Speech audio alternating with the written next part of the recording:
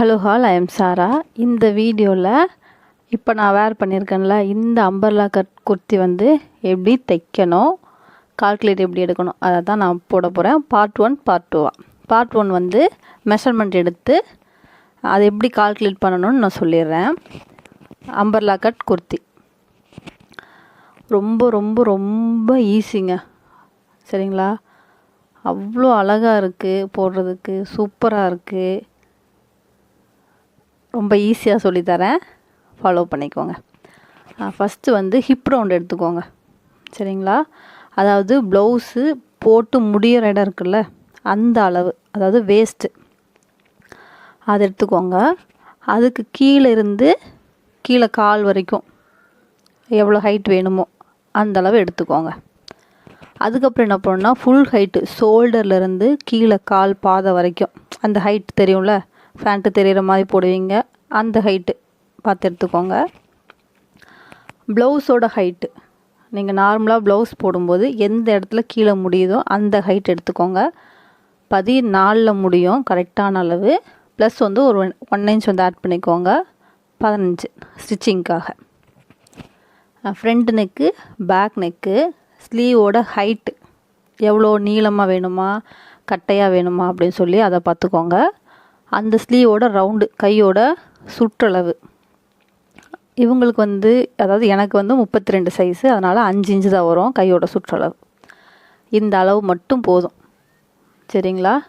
இந்த அளவு வச்சு நம்ம அழகாக சூப்பராக ஒரு அம்பர்லா கட் குர்த்தி வந்து தைச்சிடலாம். ஃபஸ்ட்டு வந்து ஹிப் ரவுண்டு வந்து எனக்கு 32. அந்த ஹிப் ரவுண்ட்லேருந்து கீழே கால் வரைக்கும் எனக்கு வேணும். அந்த ஹைட் வந்து 40. அதாவது நான் கீழே முறையாக பார்த்து போடுறேன். அந்த ஹிப்லேருந்து கீழே வர ஹைட்டு 40 எழுதிக்கிறேன். இதெல்லாம் கரெக்டான அளவு தான். ஸ்டிச்சிங்க்கு வந்து விடலை. ஸ்டிச்சிங் வந்து எங்கே விடுறேன்னு நான் சொல்லியிருப்பேன், அதை மட்டும் நோட் பண்ணிக்கோங்க. அதுக்கப்புறம் ஃபுல் ஹைட்டுனா ஷோல்டர்லேருந்து கீழே வரைக்குமே ஹைட் வரும்ல, அந்த ஹைட்டு 55. ப்ளவுஸோட ஹைட்டு 15. இந்த 15 மட்டும் ஒன்று வந்து ப்ளஸ் பண்ணியிருக்கேன். ஃப்ரண்ட் நெக் 6, பேக் நெக் 7, ஸ்லீவோட ஹைட்டு 10, அதாவது எல்போ இந்த 3/4 ஸ்லீவ்னு சொல்லுவாங்களா அது வரைக்கும். சுற்றளவு வந்து 5 இன்ச். அவ்வளோதான், இது கரெக்டாக நம்மளுக்கு தேவைப்படுறது. நெக்ஸ்ட்டு ப்ளவுஸ் பார்ட் வந்து சிம்பிள், அது வந்து நீட்டாக முடிச்சிடலாம். ஆனால் கீழே இருக்க ரவுண்டு இருக்குது பார்த்தீங்களா, அதுதான் எல்லாத்துக்குமே கன்ஃபியூஷனாக இருக்கும். அது எப்படின்னு நான் சிம்பிளாக சொல்கிறேன், சரிங்களா? ஃபஸ்ட்டு வந்து வெளியே இருக்குள்ள அழகாக வட்டமாக கீழே சுற்றி வரும்ல, அந்த வட்டத்தை ஃபஸ்ட்டு வரைஞ்சிக்கிறேன். அடுத்து ஒரு வட்டம் வரைகிறேன். இந்த வட்டத்துக்குள்ளே தான் நம்ம இடுப்பளவு போய் கரெக்டாக நச்சுன்னு நிற்கும் அந்த இடத்துல. அந்த ரவுண்டு தான் இந்த ரவுண்டு. நீங்கள் இப்போ யோசிச்சு பாருங்கள், இந்த ரவுண்டுக்குள்ளே நம்ம இருக்கோம். அந்த சின்ன ரவுண்டு வந்து நம்ம இடுப்புக்கிட்ட அந்த ரவுண்டாக வந்து முடியுது. அவ்வளோதான்.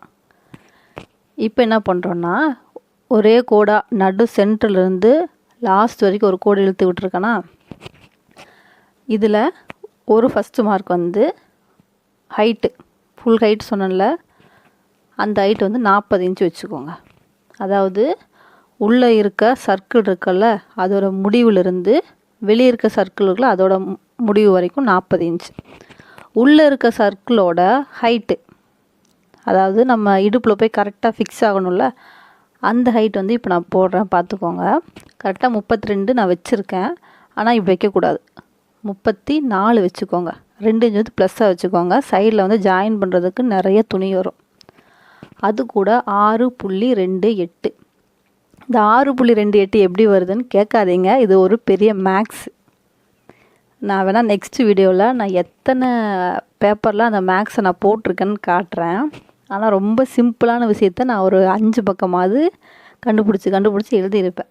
அதெல்லாம் ரொம்ப ரிஸ்க், அது வேண்டாம். உங்களுடைய ஹிப் ரவுண்ட் இருக்குல்ல எடுத்துட்டு அது கூட 2 ப்ளஸ் பண்ணி 6.28 வகுத்திங்கன்னா ஒரு அளவு கிடைக்கும். அந்த அளவை உள்ள நடு சென்டரில் ஒரு மார்க் பண்ணியிருக்கேன்ல கோடு, அங்கே எழுதிக்கோங்க. இதுதான் மொத்த அளவு. சரிங்களா? ரொம்ப ஈஸி தான். ஒரு ரவுண்டுக்கு நம்ம ஹைட்டு நம்மளே எடுத்துட்டோம், இன்னொரு ரவுண்டுக்கு கண்டுபிடிக்கணும், அவ்வளோதான் மேட்ரு. இப்போது இது ஒரு சாரியாக நினச்சிக்கோங்க. எல்லோரும் ஃபோல்டு பண்ணுவாங்க, இப்படி மடக்கி அப்படி மடக்கி முக்கோணமாக மடக்கி, அப்படிலாம் கிடையவே கிடையாது. சேலை ஒரே நீளம் தானே, மடிச்சுக்கோங்க, 2ஆக மடிச்சுக்கோங்க.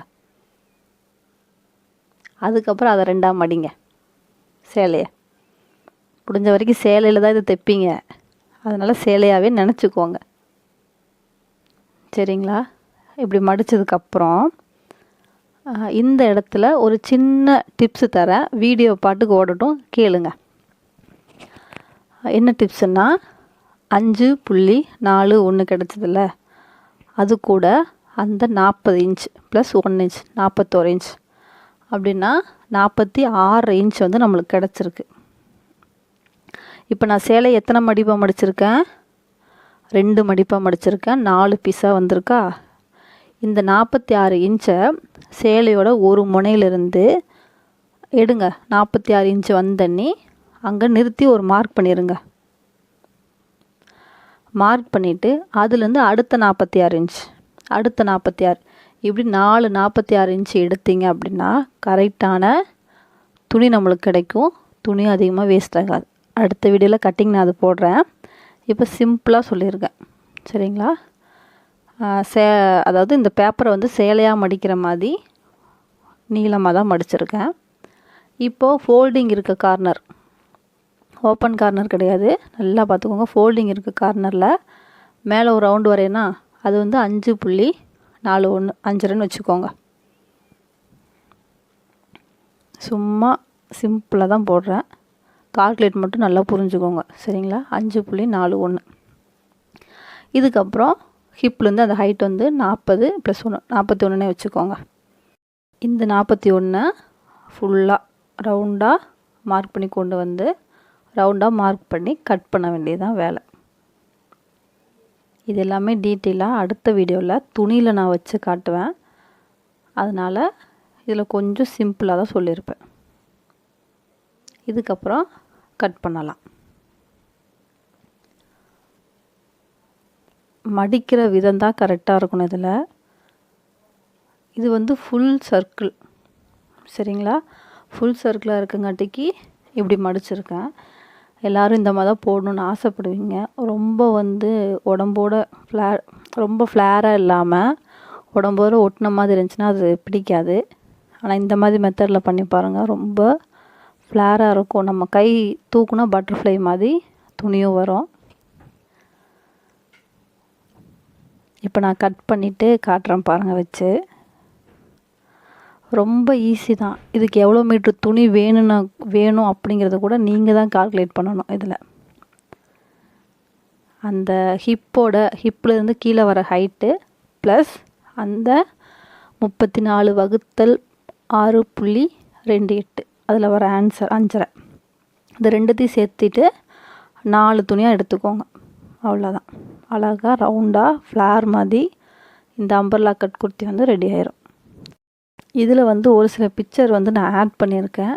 நான் வந்து தைச்சி போட்டதை நெக்ஸ்ட்டு வச்சுருக்கேன். உங்களுக்குன்னு ஒரு சேலை வச்சுருக்கேன், அதில் நான் தைச்சி கண்டிப்பாக காட்டுவேன். ஃபஸ்ட்டு வந்து இந்த மெத்தடை ஃபாலோ பண்ணுங்கள். ரொம்ப கஷ்டம் இல்லைல்ல, ரொம்ப ரொம்ப வெரி வெரி வெரி சிம்பிள் தான்.